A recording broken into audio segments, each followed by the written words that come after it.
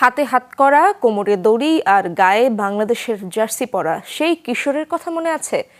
কিশোর ফায়াজকে যখন পুলিশ আদালতে তুলছিল, তার চোখ থেকে যেন আগুন ঠিকরে পড়েছে। রংপুরের আবু সাইদের বুকে গুলি লাগা দৃশ্যের পর ফায়াজের হাত করার ছবি আলোড়ন তুলেছিল সারা দেশে, ব্যাপক প্রভাব ফেলেছিল গণ অভ্যুত্থানে। ঢাকা কলেজের শিক্ষার্থী হাসনাতুল ইসলাম ফায়াজের সাথে কথা বলেছেন সহকর্মী মনিরুল ইসলাম। হাসনাতুল ইসলাম ফায়াজ ঢাকা কলেজের বিজ্ঞান শাখার শিক্ষার্থী ফায়াজকে আদালতে তোলা হয় ২৭ জুলাই। যাত্রাবাড়ি এলাকায় আন্দোলন চলাকালে পুলিশ সদস্য হত্যায় আসামি করা হয় তাকে।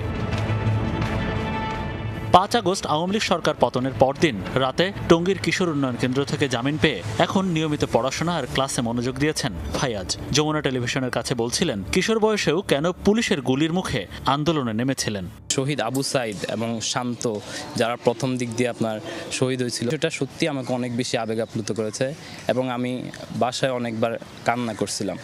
সেই শহীদ আবু সাইদ যেভাবে বুক পেতে দিয়েছিল, আমি আমার ফ্রেন্ডরা তারা পরিকল্পনা করি যে না, আমাদের আর বাসায় বসে থাকার সময় নাই, আমাদেরকে এখন বের হতে হবে। ফায়াজ জানান, শুরুতে তাকে যাত্রাবাড়ি থানায় ধরে নিয়ে যাওয়া হয়। পুলিশ হত্যায় স্বীকারোক্তি দিতে ২ দিন থানায় রেখে করা হয় নির্যাতন। এরপর ডিবি কার্যালয়ে নিয়ে আরও ২ দিন রাখা হয়। পরে ২৭ জুলাই নেওয়া হয় আদালতে। তারা প্রথমে আমাকে ধরে আপনার পুলিশের সাথে হাত ঊর্ধ্বতন কর্মকর্তারা তারাই আমাকে মারছিল। প্রথম বাড়িটা খাওয়ার পরই আমি অনেক বেশি সেন্সলেসের মতো অবস্থা হয়ে গেছিল।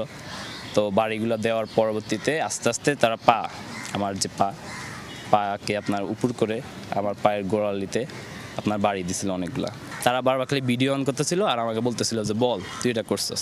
ফায়াজের কাছে জানতে চাওয়া, আদালতে নেয়ার সময়কার অভিজ্ঞতা কেমন ছিল। অনেক খারাপ লাগছিল সেদিন কোর্টে নেওয়ার পর, কিন্তু সেটা আমি মনোবল দিয়ে রাখছিলাম এবং বুঝতে পারছিলাম যে তারা আমাকে কোনো একটা কাজ করতে চাচ্ছে। তখন আমি এই দৃঢ়তাটা আমার মধ্যে রাখছি যে যত যাই হোক, এই যে দেশের জন্য যে কাজটা করতেছি, এই কাজটা কখনো বৃথা যেতে দিব না। তখন সেই মুভমেন্ট নিয়ে আমি ওইখানে আগাচ্ছিলাম। যখন আমার বাংলাদেশের জার্সিটা গায়ে পড়া ছিল, ওই মুভমেন্টটা নিয়ে আগাইছিলাম এবং কিছু তারা আমার রশি বাঁধছে এবং যেই কেসটা লাগাইছিল হাতে, ওইটা অনেক শক্ত করে বাঁধছে। হ্যাঁ, হাত করাটা অনেক শক্ত করে বাঁধছে, আমি না আইতে পারতাম না কিছু।